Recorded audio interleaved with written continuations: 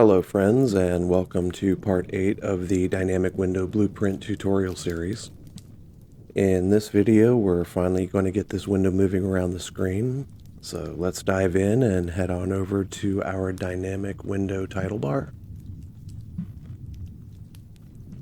Alright, so now with the hover target complete, anytime there's any click activity, it's going to bubble up the messages to its parent, which in our case is our dynamic window title. So again, we have our three events: mouse down, mouse move, and mouse up. Now, we're actually going to want to handle moving the window at the window level, not at the title bar level. So this first part is actually going to be a brief repeat of what we did at the end of the last video. Alright, so let's go ahead. We're going to create 3 more event dispatchers. We'll call the first one OnTitleBarLeftMouseDown. And we'll give it an input parameter, make it a vector 2D, and we'll call it mouse position. And then we'll go ahead and create another one on OnTitleBarMouseMove. Give that an input parameter called mouse position. And we'll create another one called OnTitleBarLeftMouseUp.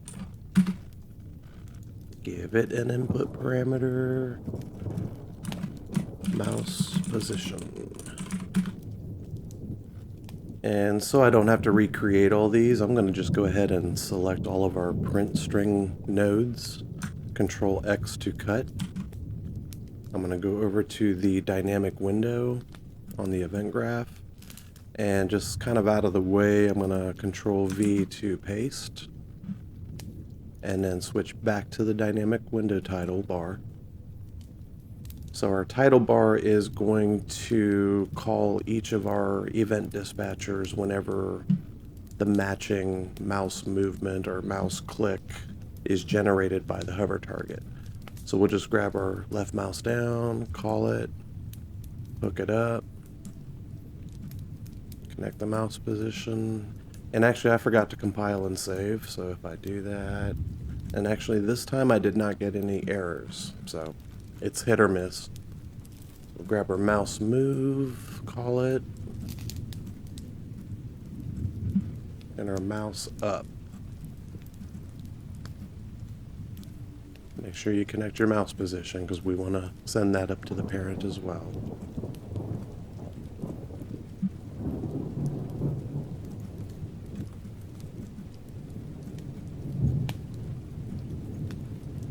So let's go ahead and compile and save this and switch back to our window. And if we click our title bar variable, we should now have our 3 event dispatchers: title bar left down, title bar mouse move, and title bar left mouse up. Let's go ahead and add all 3 to our event graph.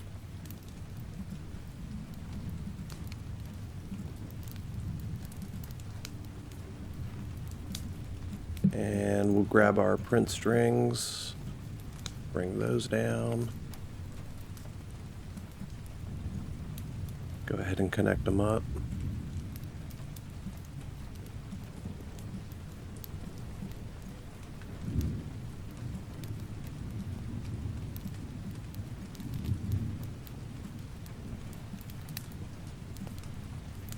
And compile, save, and press play. And if we click, let go, we got our mouse down and mouse up. If we click and drag, we're getting our mouse move messages. Go ahead and escape back out. So now that we know we're getting the messages, let's just go ahead and delete our print strings. We're done with those. And let's get started on moving this window around the screen. Alright, for our mouse down event, we're actually going to promote the mouse position to a variable. We'll call it mouse start position.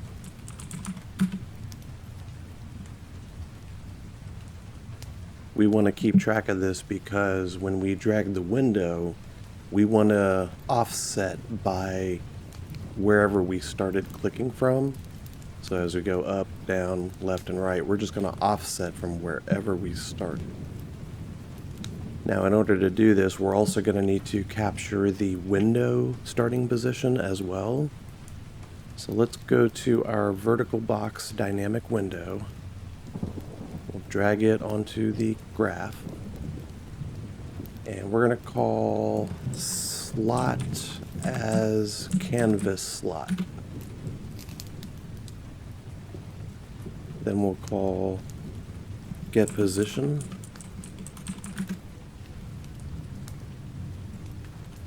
Promote it to a variable.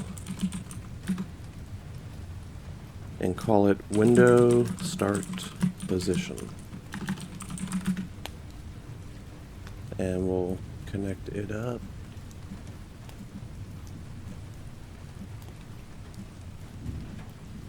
Alright, so when the left mouse button is pressed, we're storing the position of where that click started, and we're also getting the position of the window, which is our vertical box, and storing that as window start position.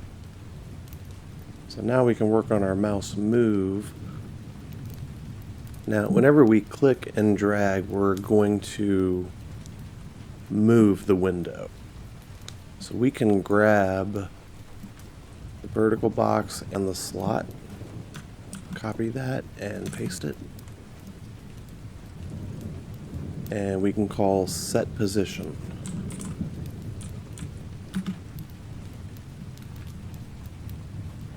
And we'll go ahead and connect it up. And we'll leave ourselves a little space here. Now, if we connect the mouse position just as it is, compile, save, and press play, if we try to move the window, it does move, but it's not where it should be. This is why we need to do it as an offset. So we'll escape out. And again, the way we'll do it is this. Whenever we move the mouse, we're going to figure out how far left, right, up, or down the mouse has moved. And we're going to add this exact same offset to the Windows start position, which when you click down, that gets set right here. So it's always the same until we let go of the mouse. And then click it again later on, it resets it to wherever the mouse or wherever the window was. So let's grab our window start position, and we'll also grab our mouse start position, and we're going to subtract the start position from the current position. So drag off of here, minus the starting position.